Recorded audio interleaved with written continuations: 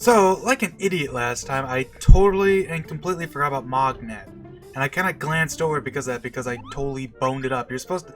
Yeah, let's just put it like this. Mognet is, one of many things in this game that is very easy to miss if you're not, like, on top of your game. Anyways, I'll properly do this now. Kupo, I'll tell you about Mognet. Mognet is this mail delivery system between Moogles. We can send and receive letters to and from Moogles and other locations, Kupo. But delivery has been very sporadic lately, so I want you to help us deliver mail, Kupo. Will you help us? No way. I'm begging you, please help us, Kupo. Explain it again. No way. I actually don't think there's anything if you keep saying no, although it's pretty funny, once you pick this option, you're locked in here, you have to say, okay. I have a favor to ask, Kupo. I want you to deliver a letter to Monty. Thanks, Kupo. And that's about that. So, I forget which one Monty is. I think he's the one in the forest we were in at the end of the last episode, but, you know, I got a bunch of other stuff to go over, so we'll do that when we get there. Anyways, yeah. Okay, so I did a little research into this minigame. Well, I guess a little better research, I should say, because technically... I mean, even that's kind of stretching because the big thing with this is that there isn't really a lot of like good documentation on some of the minigames in this game. Wow, that's not even true. I don't even know. It's like this one minigame just has like so many like different like thoughts on how it works. You know what I mean? It's one of those things nobody's ever data mined this, and the fact that it works differently on the Steam port doesn't really help. At least it works differently in terms of how the point system seems to be, like, giving you points, rather. So, I was actually more right the first time when I was talking about, damn, I got 99 when I was talking. I was right about exactly how it works. Well, not exactly, but I was more right the first time. So there's 49 inputs, not 50. There's 49. There's 49 inputs, basically, in a nutshell, and then, like, each of those 49, like, inputs is scored, basically, and each input can be worth up to 2 points, as far as we know. At least in this version, right? I'll talk about the Steam version in a little bit. Basically, you get a point for just hitting the input, so as long as you're not too slow, you always get 1 point. But then there's the second point.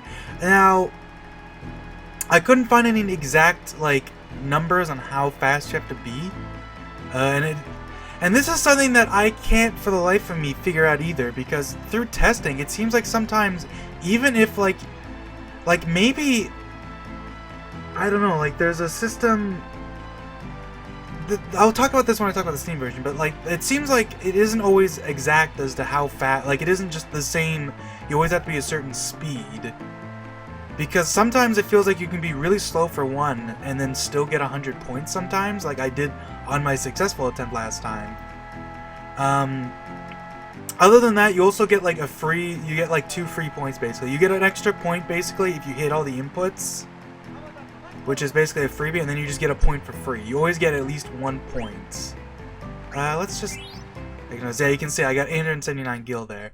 And we'll go talk to the Queen with Steiner in a sec, but I want to talk about the Steam version in the meantime, because the Steam version is very interesting, because anyone who's played this, like I mentioned this, but anyone who's tried to do this minigame on like TVs that weren't like a CRT tend to have a hard time, a really hard time, because the slightly longer like input delay means that like getting it in fast for all the inputs is brutal.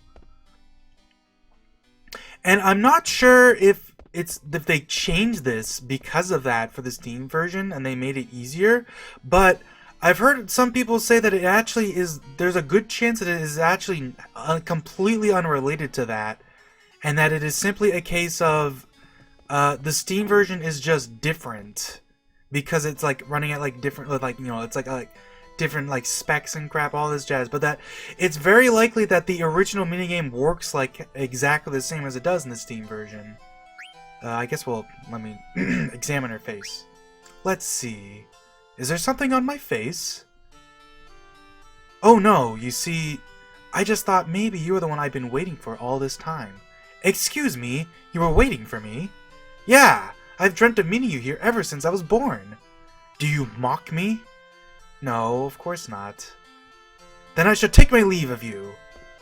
Just a sec. Yeah, and this is all the same.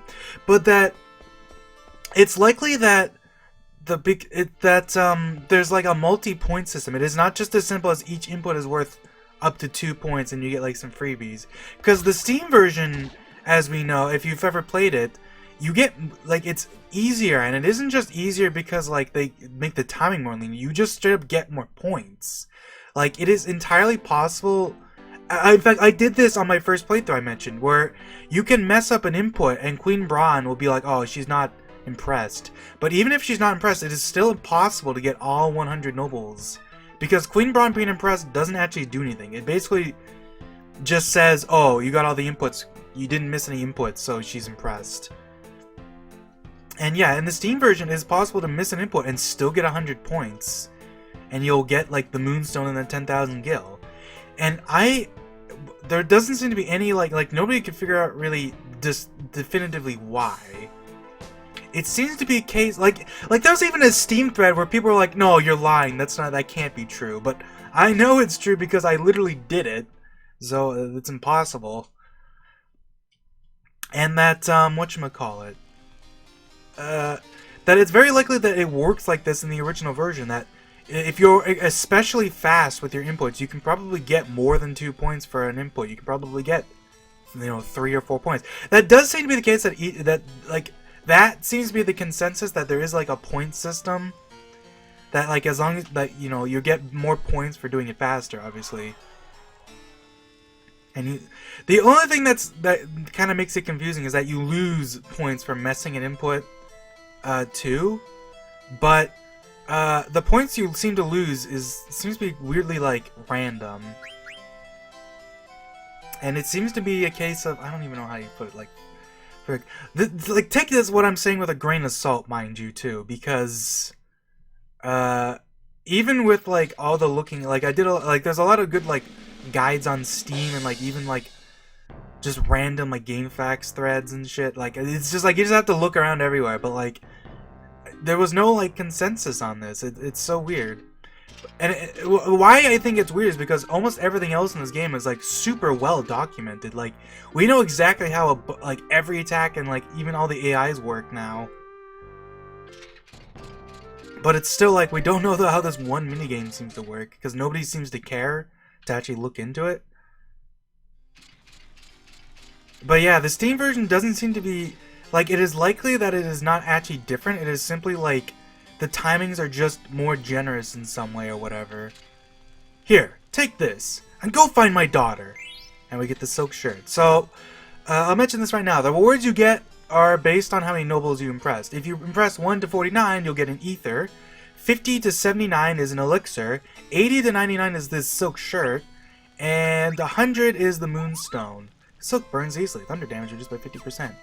The funny thing is the ether is actually worth the most money out of all the items, but you also get, the least amount of gil, so. And elixir is, an elixir is nice. The silk shirt is arguably the least useful reward in terms of like long-lasting effects, because you can't, well, maybe it's the most useful in terms of long-lasting effects, because you get access to an ability earlier. Because we can see, well, I can't actually see it here because nobody can equip it, but yeah. I have a save state here, so I can test out. I'm just gonna kind of bone it up, and we'll show how, like, we'll see what she says differently if I just button mash through this. The thing is, that's interesting, is that if you keep like, the inputs don't change. Like, the input system is based on whether you actually, like, successfully hit inputs. So if you keep messing them up, it'll never progress past triangle, cross, and left and right. In fact, I'm not even sure if it'll ever do left and right, because it doesn't look like I'm ever seeing. Oh, no, it does. Yeah, so if we mess this up every input, we can see how I think we still get 1 free point. Maybe the Steam version is different, though. Like, I can't say for sure. Like, there's just no definitive answer. It is the one thing in this game I don't know about. Alright. So from here, yeah, one was impressed, and Queen Mom's not impressed. The audience is booing. Perform the fight scene again? Nope. They shower you with one gil! Alright, so... I'll go ahead and cut to Queen Braun and see if she says something differently. No, she doesn't say anything different if you get the other items. Just wanted to double check on that, because I've actually never gotten the Ether or the Elixir before. Because, like, I pretty much always try to go for the 10k. And sometimes I just give up and I just get the silk shirt. I mean, either way. So let's load my save state here and just be like, it's crazy. The random points you lose, potentially, I should say, potentially the random amount of points you lose from messing up an input might actually be because, as people point out, there's also an idea that whatchamacallit, that the points you get per input varies based on which input it is. So that it isn't just a matter of like, oh yeah, you know, like circle is worth more because the crowd goes, whoa, when you do it, right?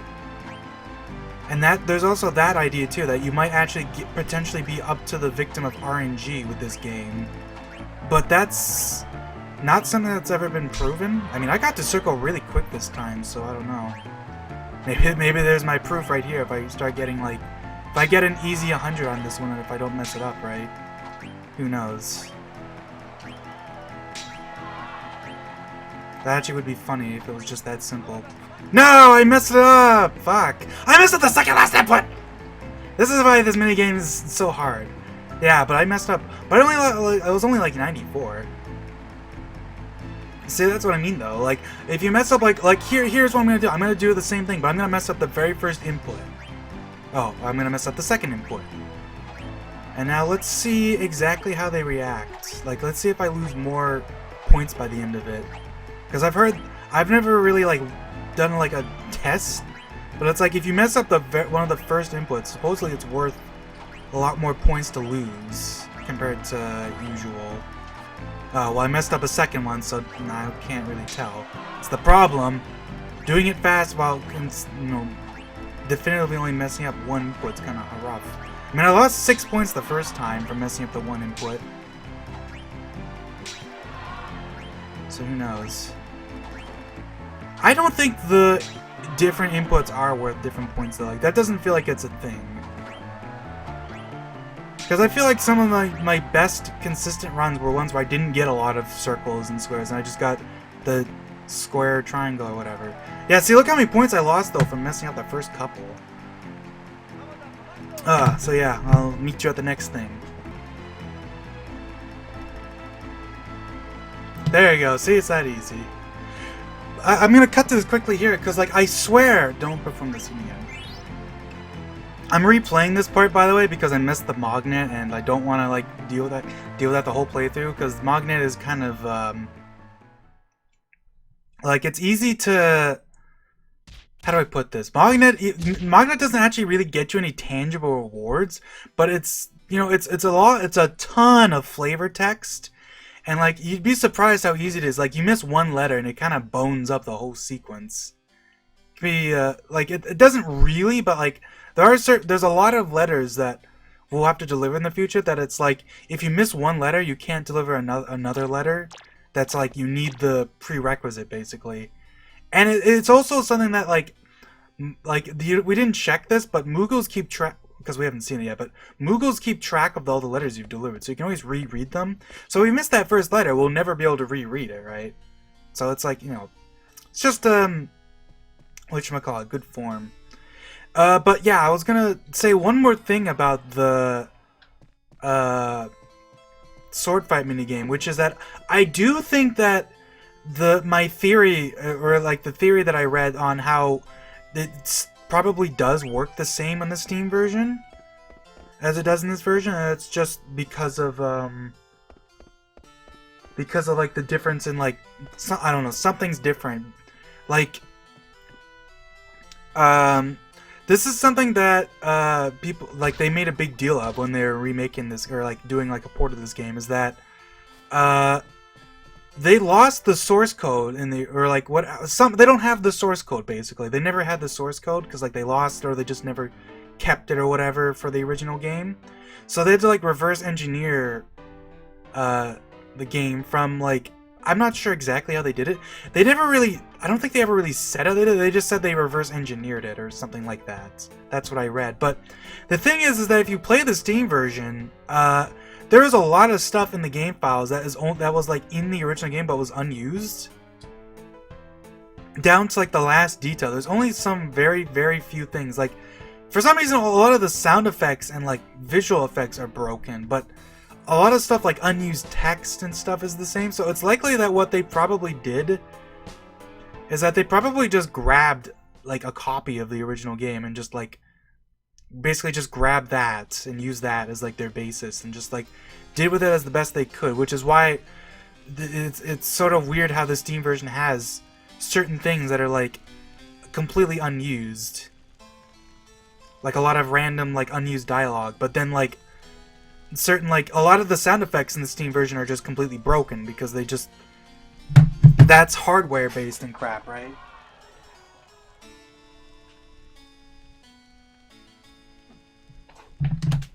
Ugh, sorry about that. It's like we're at this point it's basically just a podcast because we're just watching all this stuff over again. But whatchamacallit, what was I talking about? Freaking, of course the phone always rings when I'm talking.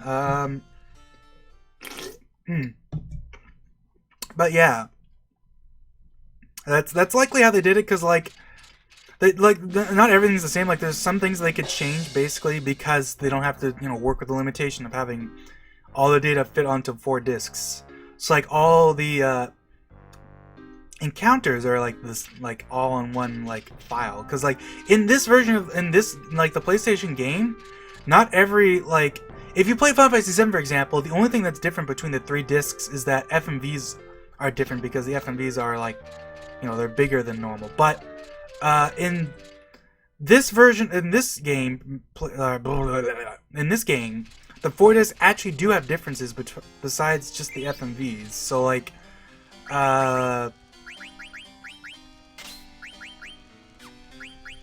whatchamacallit, let me just slap all these on.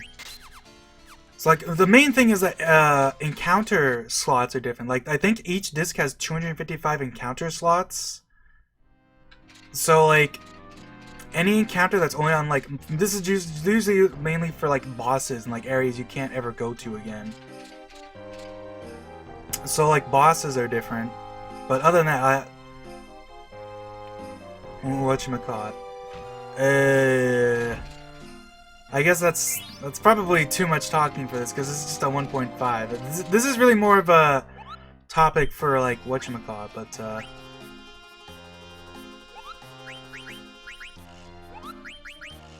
yeah, I guess that's probably enough for now. I mean, I don't mean not enough for this part, but I'm gonna actually, since this is a weird save, I'm gonna put it on my disc 2. So we have this here in case something messes up in the future. But yeah, I'll meet you at the next bit of unused dialogue, or not unused, but the dialogue we didn't get to see the first time.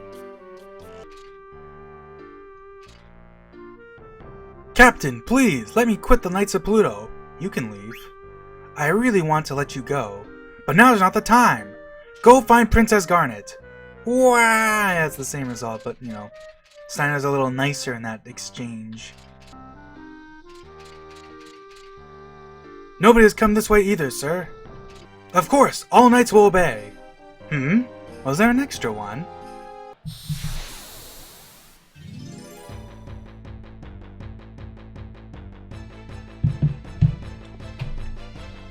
So, this battle. Last time we were here, we used some stage magic, you know, we bedazzled, and then we messed up the knights, and we smacked down Steiner. But there's more than one possible outcome for this fight. So first of all, obviously, it is entirely possible to just blast Steiner. Right? Because you don't have to attack the knights at all. And you even get the cutscene is, well, I wouldn't, it's not different in terms of like text is the same, but we get a little fancy close-up camera angle, these guys are running away. And it immediately cuts to Steiner going, "Oh, it's just a flesh wound."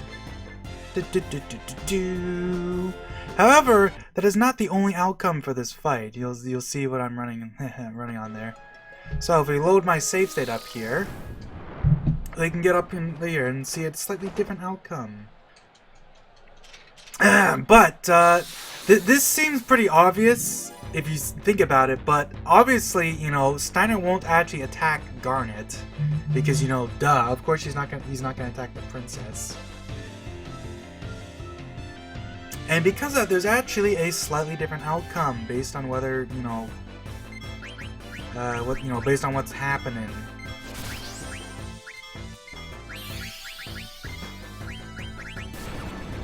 So let's go ahead and mess ourselves up.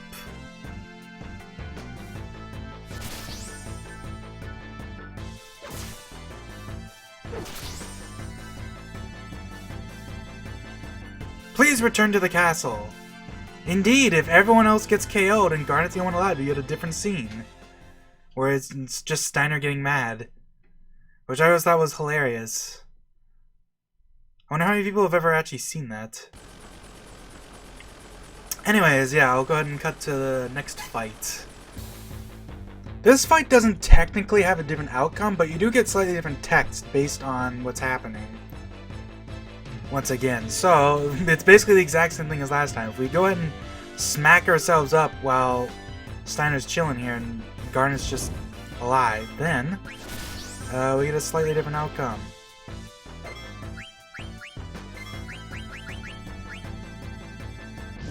This one is a little tricky to see because, like, it's easy to end up in a situation where Steiner's just, like, immediately, like... I believe he also... I'm not sure about this one, this might be wrong. I think he reacts to you specifically attacking him as Garnet. Princess! Yeah, no, that's just what he says if Garnet's the only one alive, because he's not gonna attack her, right?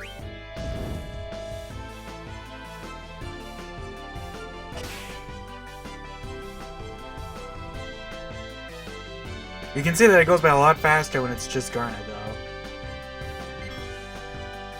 We only got to attack twice. And yeah, I think that's everything that's all topics of notable details during this. So I think we're done. So yeah. Kaboomy! Meow! Yeah, no, that's it. See you guys in part 3.